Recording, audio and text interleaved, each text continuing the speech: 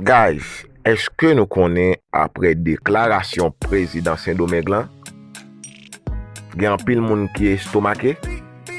Est-ce que nous connaissons tout après tout ça qui a passé dans le pays nous là, mon a mouru?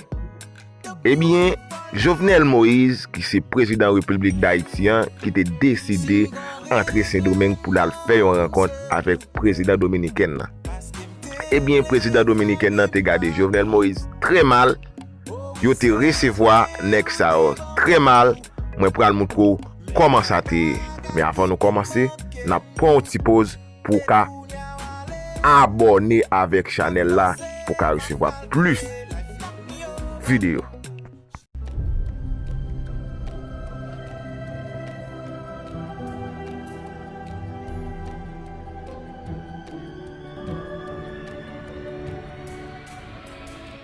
ONG Promo Haïti.